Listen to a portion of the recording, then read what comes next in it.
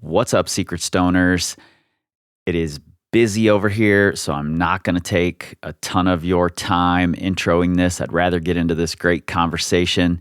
But first, I do want to let you know that a few days after you get this, I'm going to be talking with Remus Knowles, who runs climbinghistory.org. And Remus is going to be critiquing season 1, basically telling me what I missed. Who are the climbers that I didn't get around to talking about? What are the ascents that I didn't mention? And we're going to get into why he thinks they should have been mentioned. And there are certainly quite a few. You know, I had to dial it down to a certain number. Otherwise, we'd still be talking about the 90s, which may not be so bad. But I'd also like to do a second season on the 90s at some point, so I had to stop somewhere.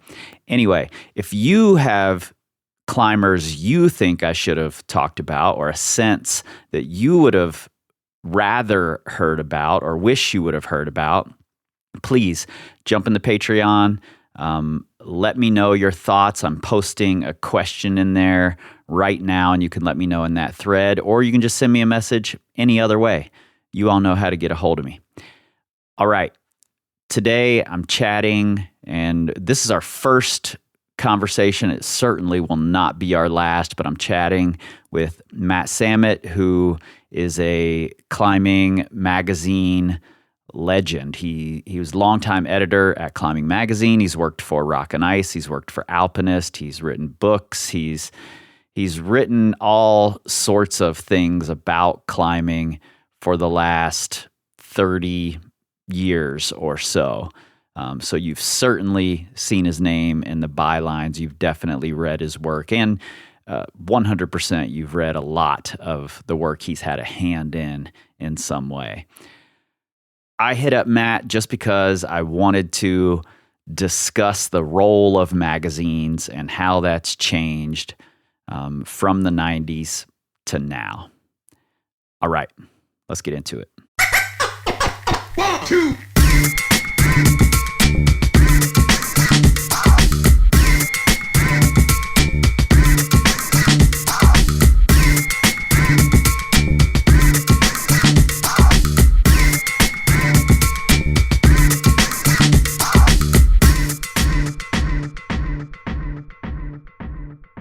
Man, I've been a fan of your work for a long time. I mean, maybe for nearly as long as you've been writing in the magazines and putting books together. And I'm curious to know, were you like a fervent fan of the climbing magazines before you started working for them? Yeah, I was. I began climbing, sort of rock climbing in earnest in like 1985, 1986. And I think it was the end of my freshman year in high school. So at that point, there was no internet. There were, no mountain projects, Right. no Instagram. I mean, none of this, right? Like that stuff was still decades away. And I got into climbing and just had always loved it. But then when I really got into it, I took a climbing course from the New Mexico Mountain Club. Like any overstoked teenager, I just tried to devour as much information about climbing as I could, and that was guidebooks and magazines. And at that point, you remember that era. The magazines were our only sort of conduit for new information about climbing, and there were only 2 titles in America: climbing and rock and ice. So I would go to the Wilderness Center, which was the local mountain shop. Like on my way home, I'd walk home from school and I'd stop there. Always like page through the new magazine. Sometimes I'd save my lunch money up to buy it. And then I had a friend, Jessica Gladstone, who's kind of one of my mentors, and she had a bunch of back issues of the mags that she didn't want when she was moving, and she gave them to me. And so I probably had memorized every issue of every magazine to date by the time I was 16 or 17. So yeah, they had a huge influence on me. Yeah, that's a funny thing. Like, I remember memorizing all of the route descriptions and the guidebooks, and I'd read them so many times, and still in my head, there are magazine articles that were really really captured my attention, and I Hmm. still remember pieces from those articles and how important they were for my development. Are there pieces that you still think back about that you read way back when? Yeah, for sure. I think a big thing that I would always turn to was Base Camp in Climbing Mm, Magazine. So mhm. at that point, it was the only place other than guidebooks where you could find out about new routes and destinations. And climbing had a bunch of regional correspondents all over North America who would send in basically like cliff notes from their local area. Yep. And I remember really being influenced by that and like finding places to go climb, like Penitente and Shelf Road. Like, they photo of Bob D'Antonio climbing Bull of the Blue Sky. And at that point, there were so few sport routes in North America, or stuff coming out of the new, like Eric Hurst, and Yep. Rico Thompson putting up stuff in is it Bubba City, like some of the first 13As, like, yeah, really being influenced by that. I mean, New Mexico, where I grew up, had correspondent Lee Sheftel, who I knew and became a climbing partner and friend. And I would read the updates about New Mexico and find places to go. So, yeah, I think those had a huge influence.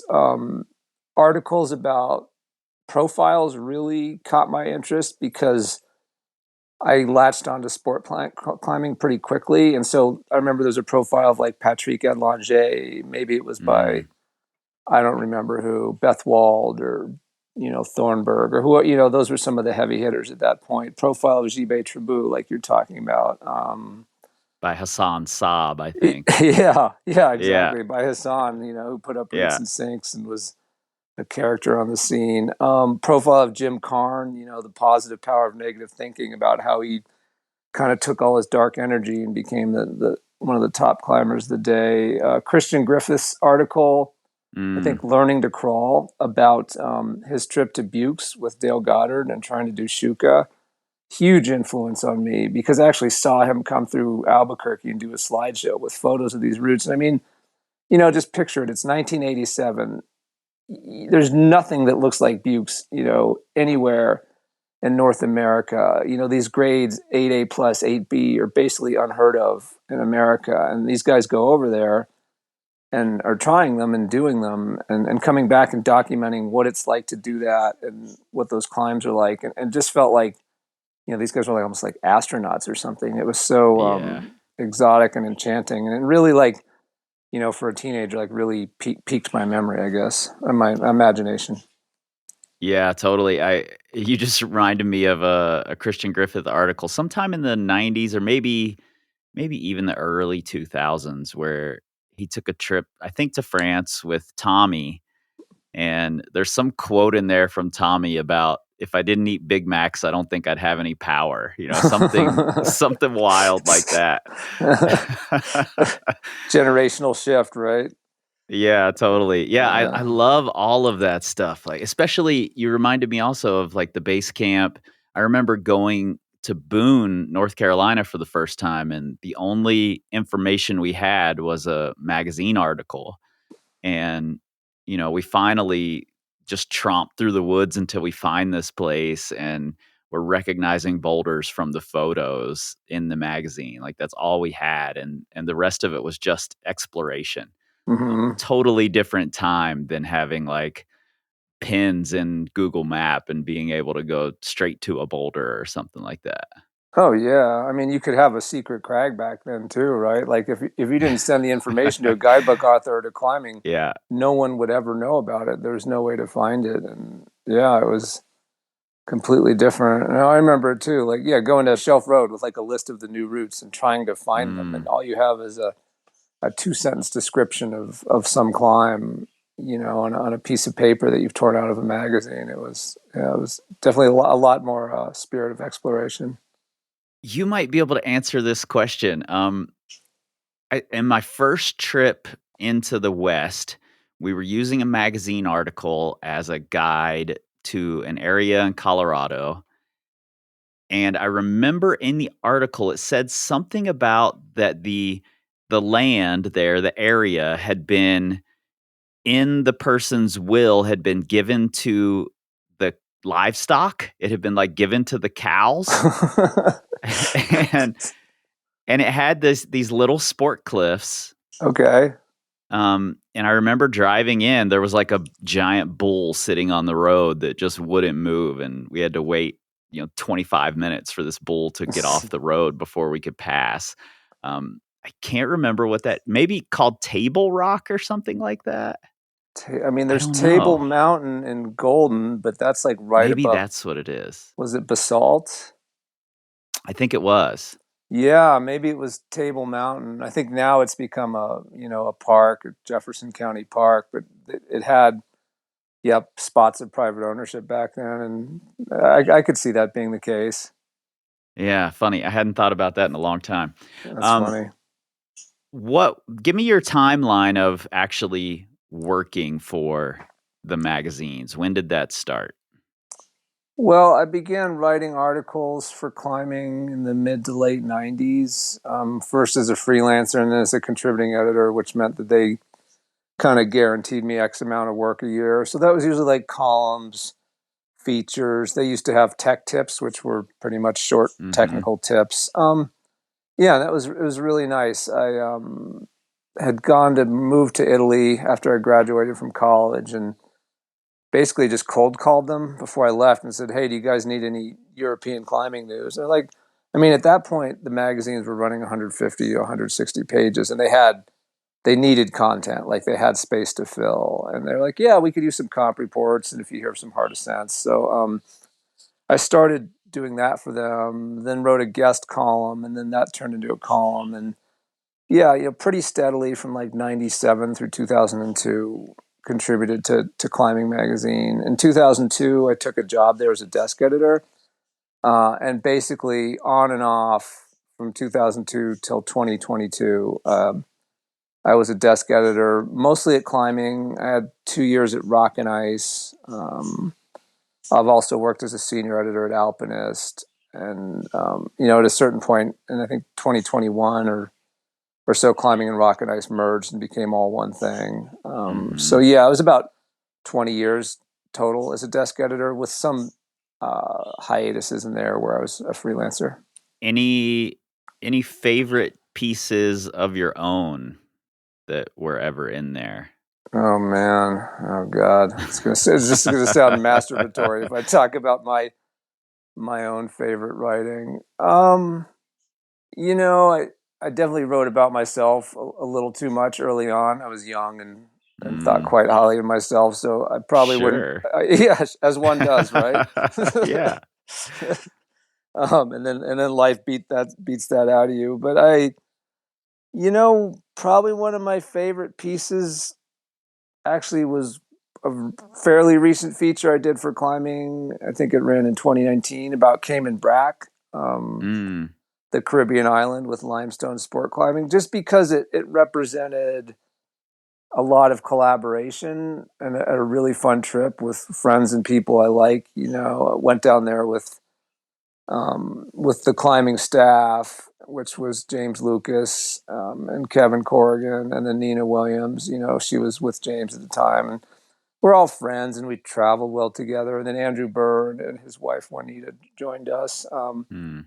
to shoot photos, and it was just, I mean, it's chill. The island's like 12 miles long and 1 mile wide, and we were all taken care of by the Cayman Tourist Agency, and yeah, we met a guide down there, Angel. She showed us around, and it was just like one of the more relaxing, fun trips I've had. I mean, even though it's 80 degrees out, 80% humidity, you're just in a really nice spot, and so the article that came out of it was just a lot of fun to put together. I talked to John Burns, who's responsible for almost all the development down there and is actually a huge driving force behind the use of titanium at seaside climbing areas Yeah. because the BRAC is where they saw like stainless steel bolts failing within a year or two and realized that there's this maritime corrosion going on. So yeah, the article kind of pulled together like all of our efforts as a team, all the areas we went and saw, all of Burr and Juanita's hard work, all of John's like helping me with the research on bolts. Like it just was pulling a lot of cool, fun threads together. And yeah, I feel proud about that story. It ended up being the cover story for the mag, and yeah, it was sort of felt like climbing journalism at its finest, I'd say. Mm. I'm curious when you're going to do a story like that, did you reference back to like I remember there was an old Craig Lubin, I think, article on Cayman Brack a long time ago. And I think that's the first time I ever heard of titanium bolts. And, he talked a bit about it in that article. So I'm curious if you reference back to that sort of thing. And I think that's one of the cool things about the magazines is you get to see this like this development of these places over time as new articles pop up. But I'm curious.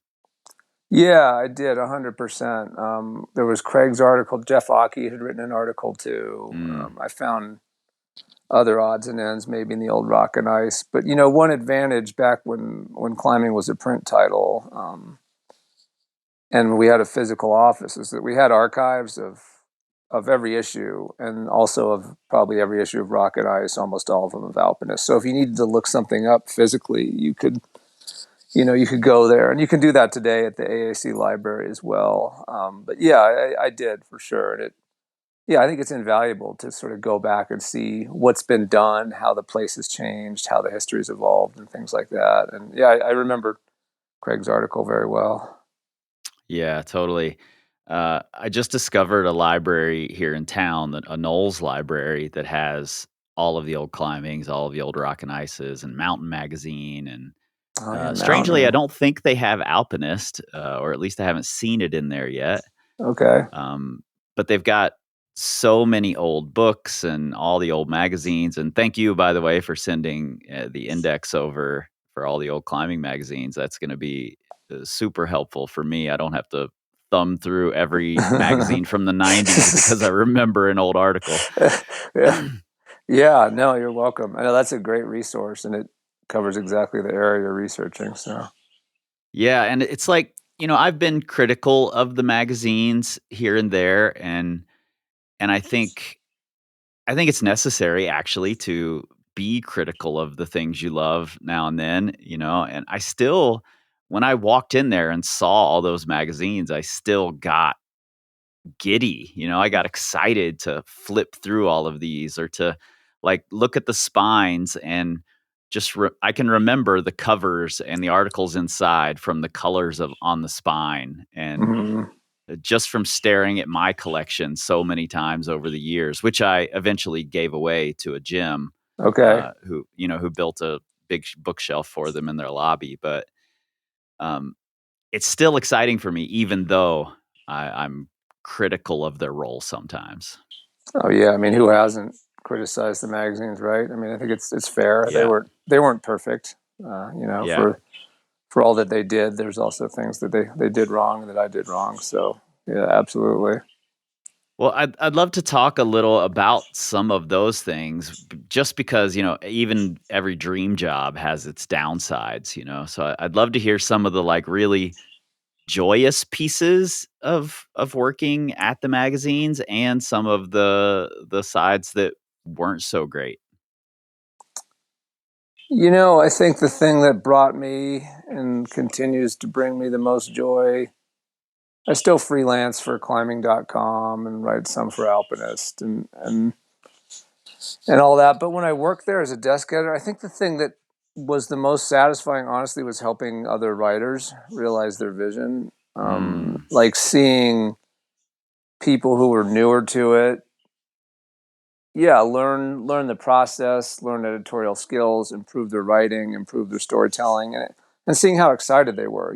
When they got like that first story and they were holding the magazine in print. Because I certainly remember that feeling. Like when I mostly worked with Dave Pegg, who was the Rifle Guidebook author, and he he was a desk editor at Climbing, and he's sort of the guy who gave me a chance and gave me a break and worked with me the most. And I remember just how excited I was when he asked me to write my first feature, because I never yeah. thought when I was a teenager that I would ever write a feature for climbing. And he asked me to write a feature about a trip to Sardinia. And I was like, sure. And I remember like getting that magazine and like getting that check, which I think was $1,500, which obviously doesn't sound like much now, but in the late 90s was a lot to a kid who was kind of living hand to mouth to go rock climbing. For And just, sure. yeah, I mean, crazy, right? Like just how fired up I was and seeing that in other newer contributors and you always see it. And I think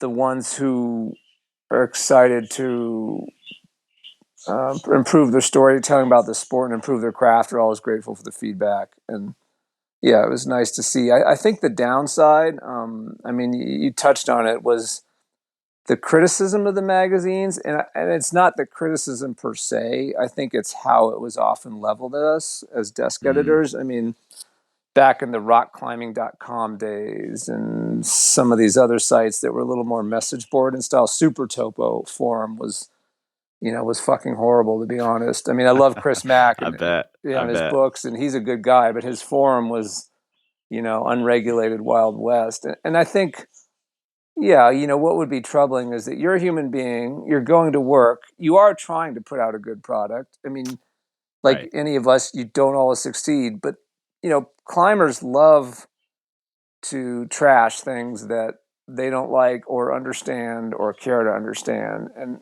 you would just see these kind of extremely negative threads and ad hominem attacks and, things like that. And that got old, it just sort of felt like, I mean, I was never making a ton of money at this.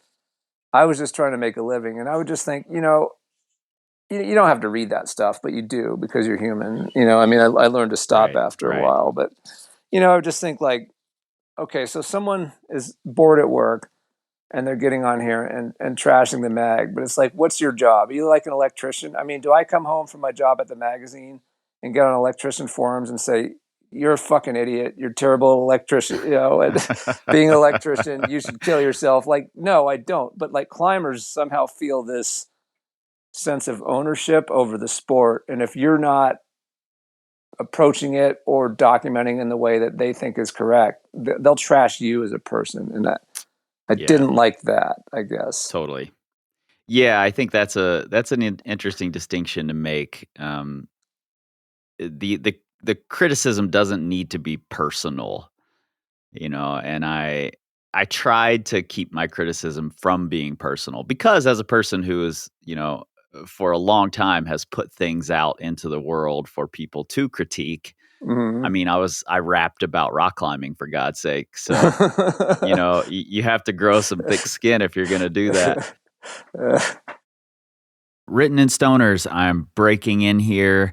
This that you're listening to is a bonus episode that normally goes out to our patrons, and these sorts of conversations go out to our patrons for free.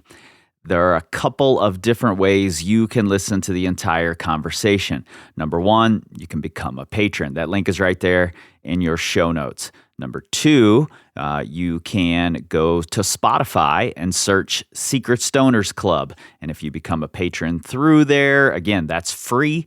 You can listen. Third option is if you're listening in Apple Podcasts, you can become a subscriber right there in your feed, and you'll get all of these conversation episodes that go out free to our patrons, as well as more stories that are paid for paying patrons. And you'll get those right there in your Apple feed. You're not even halfway through this conversation with Matt Samet, so I hope you continue listening. He's such a valuable part of climbing and climbing history and chronicling climbing history. And this conversation has really helped inform the way that I'm going to approach season 2. So thank you in advance for your support. It's this kind of support that's going to make season 2 possible. So thank you.